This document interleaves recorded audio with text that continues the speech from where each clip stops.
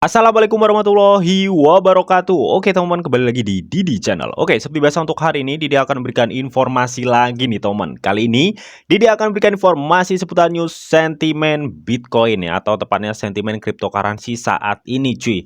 Ya, jadi beberapa hari yang lalu memang banyak banget ya sentimen-sentimen yang menyebabkan tumbuhnya harga Bitcoin teman-teman ya.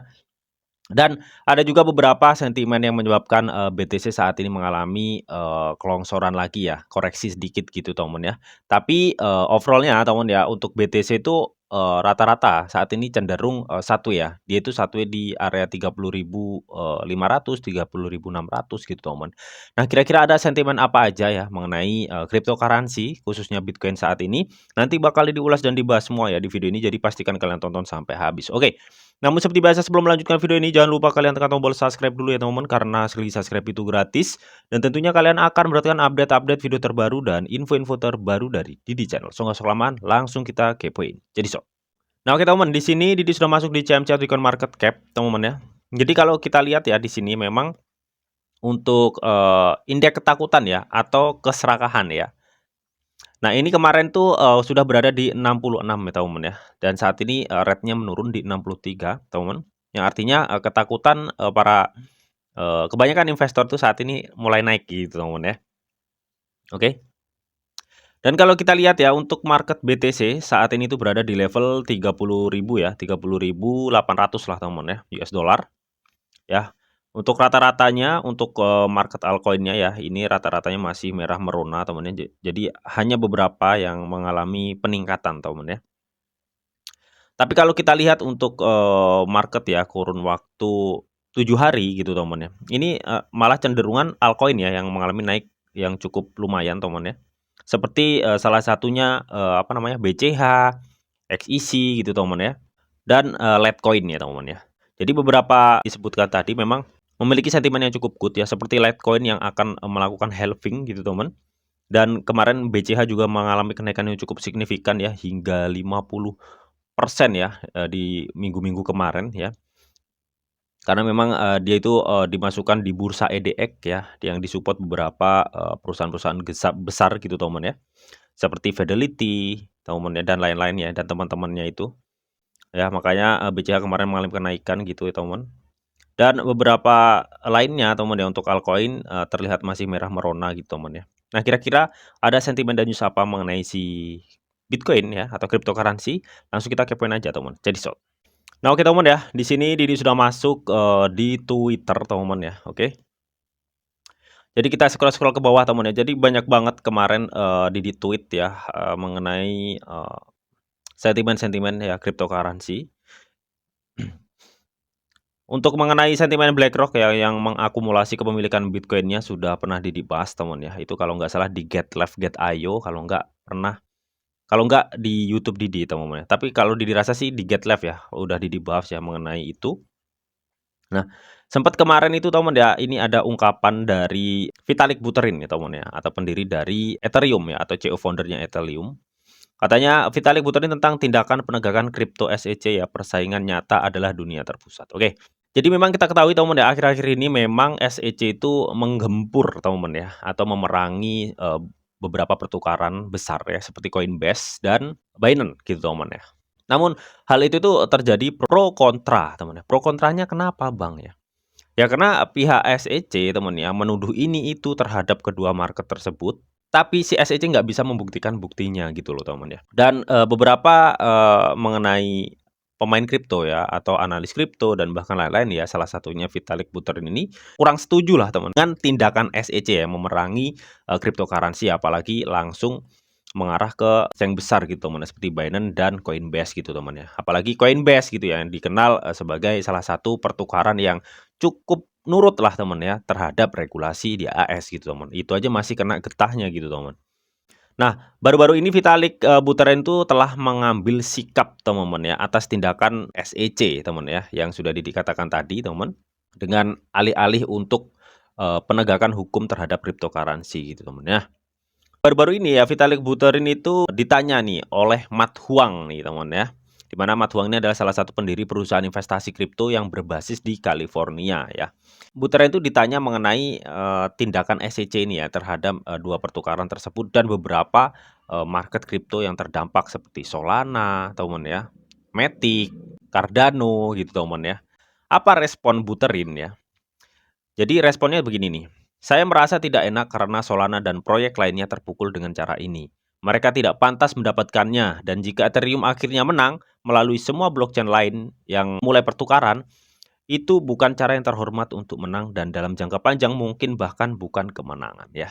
Jadi intinya di sini, Vitalik Buterin itu mengungkapkan rasa nggak enaknya gitu teman ya. Ini bukan cara yang pantas teman ya untuk dilakukan SEC ya untuk mereka gitu teman ya. Bahwa mereka itu sebenarnya bukan securities gitu teman ya atau bukan sebuah koin keamanan gitu. Namun di sini pihak SEC menganggapnya koin keamanan. Padahal, di AS itu belum ada peraturan atau regulasi yang mengatur hal tersebut gitu loh teman ya. Mereka itu masuk mengacu pada, peraturan Huawei teman ya mengenai securities atau koin keamanan itu gitu teman. Nah, tapi di sini ada hal yang diungkap ya oleh Vitalik Buterin teman ya. Ini Buterin memperingatkan nih tentang kemungkinan nih teman ya.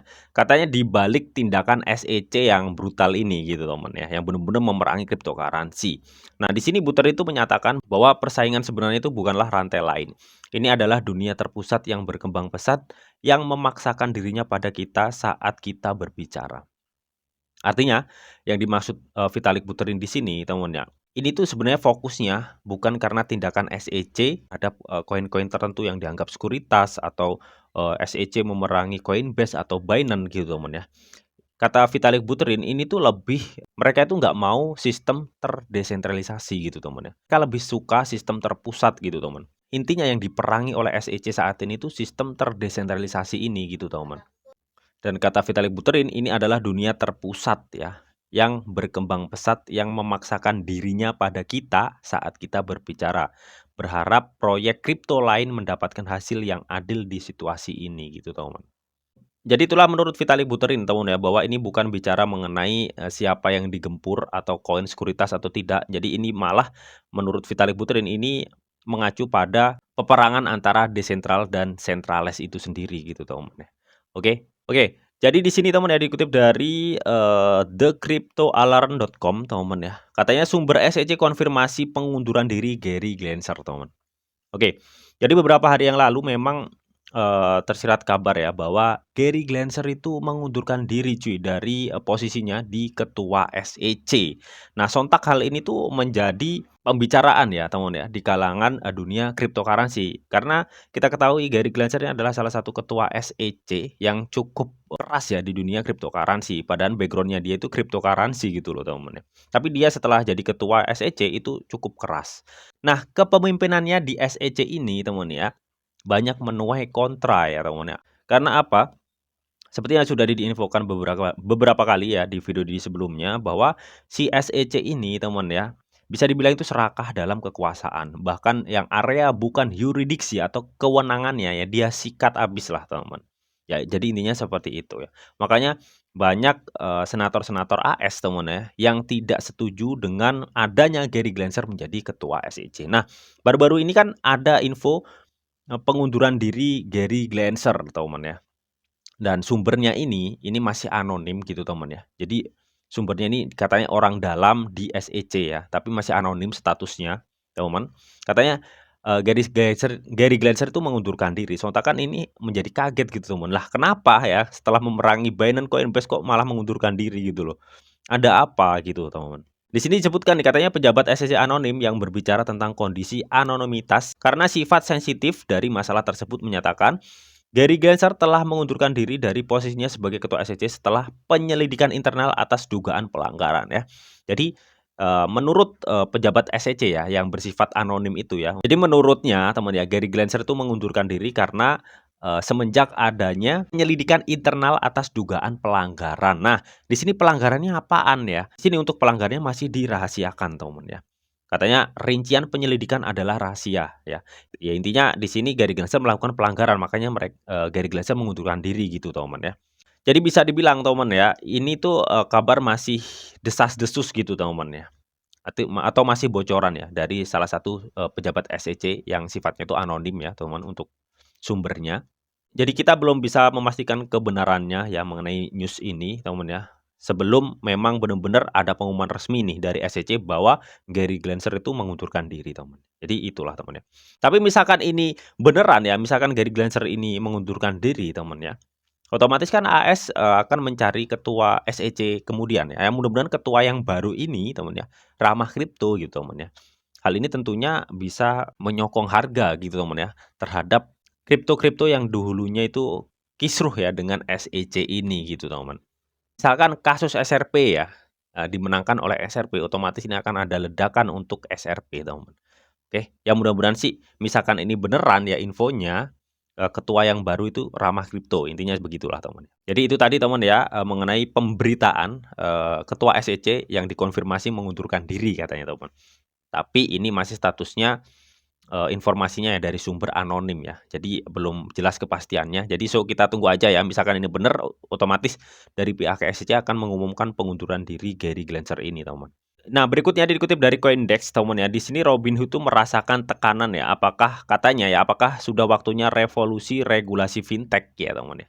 Ya karena memang kita ketahui di AS itu belum ada sebuah regulasi yang benar-benar jelas mengatur cryptocurrency ya.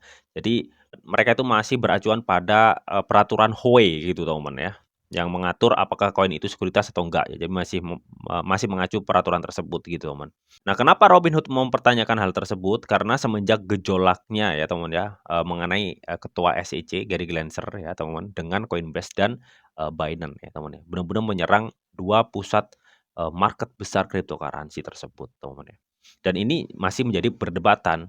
Lucunya teman ya, ketika si SEC ini ya menyerang Coinbase dan menyerang Binance teman ya, yang menuduh ilegal, yang bla bla bla gitu teman ya. Tapi lucunya ya, sekelas, perusahaan manajer aset terbesar di dunia, BlackRock, malah berkolaborasi dengan Coinbase gitu teman ya. Padahal Coinbase itu dituduh sebagai salah satu perusahaan ilegal yang memperdagangkan aset, sekuritas gitu teman ya. Malah sekelas BlackRock itu mau menawarkan pekerjasama dengan Coinbase untuk, Bitcoin ETF gitu. Nah, ini tentunya menjadi pertanyaan besar ya teman ya, dan ini tentunya juga memancing perusahaan-perusahaan aset manajer lainnya untuk pengajuan ETF Bitcoin gitu teman. Dan ini kalau misalkan disetujui oleh SEC, ya ini bakal bagus gitu untuk Bitcoin sendiri gitu teman ya. Meskipun kita tahu sifat ETF itu kan seperti hanya reksadana gitu teman.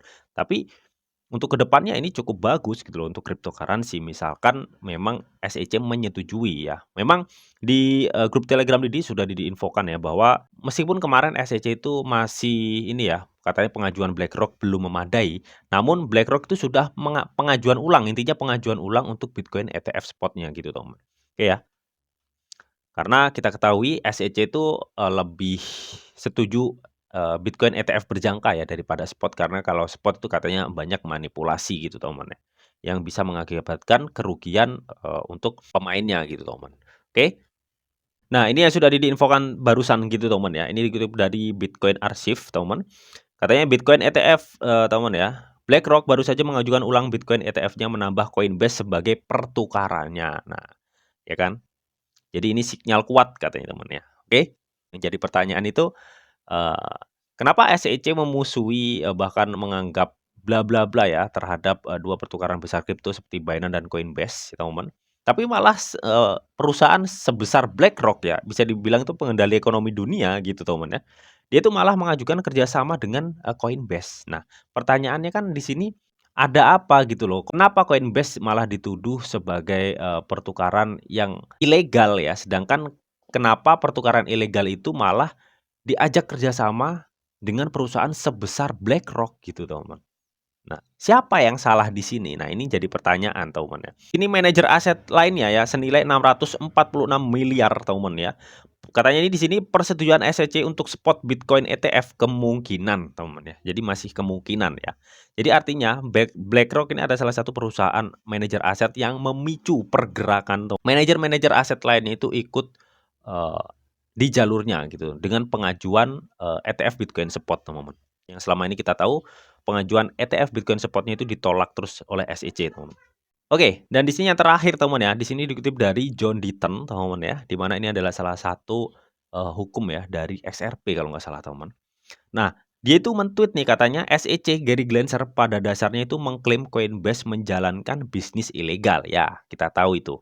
Namun, manajer aset terbesar di dunia dan lainnya mengungkap niat mereka untuk melakukan bisnis dengan bisnis ilegal ini. Ini memberitahu Anda semua yang perlu Anda ketahui tentang apa yang sebenarnya terjadi ya. Ini seperti yang sudah dikatakan tadi teman ya, seorang Coinbase yang dikatakan, bisnis ilegal oleh si SEC gitu teman ya, malah diajak kerjasama dengan perusahaan sebesar BlackRock yang digadang-gadang adalah si perusahaan manajer aset pengendali dunia ya. Nah, di sini bisa kita lihat siapa yang salah gitu toh. Nggak mungkin dong perusahaan sekelas BlackRock itu memilih mitra kerjasamanya sembarangan gitu teman ya. Meskipun itu statusnya dianggap ilegal oleh regulator SEC. Tapi pertanyaannya, SEC menganggap ilegal Coinbase itu nggak ada peraturan atau regulasi yang jelas di AS gitu teman ya. Oke, jadi di sini kalian bisa tahu teman ya, yang salah itu siapa gitu teman. Oke, jadi itu tadi teman ya, beberapa sentimen dan news, mengenai, cryptocurrency teman ya. So, bagaimana nih menurut kalian, mengenai hal ini teman ya? Apakah dengan sentimen-sentimen ini teman, harga BTC akan tertahan tetap di $30.000 atau bahkan akan mengalami penurunan dulu teman, belum nantinya menuju halving dan meledak? Kalian bisa tuliskan pendapat kalian di kolom komentar, oke? Namun tetap teman ya, di sini tuh ada disclaimer on bahwa untuk trading dan investasi di dunia cryptocurrency itu sifatnya sangat berbahaya atau sangat-sangat beresiko tinggi teman. Jadi bijaklah kalian nih dalam mengelola atau memanajemen keuangan kalian. Semua keputusan yang kalian ambil adalah tanggung jawab kalian masing-masing. Di sini Didi hanya memberikan informasi yang Didi tahu untuk kalian semua. Oke, mungkin itu aja yang bisa Didi sampaikan di video ini. Semoga bisa bermanfaat. Jika kalian suka video ini, jangan lupa kalian klik like, share, komen, dan di subscribe teman. Karena sekali lagi subscribe itu gratis. Dan tentunya kalian akan mendapatkan update-update video terbaru dan info-info terbaru dari Didi Channel. Oke, sampai jumpa.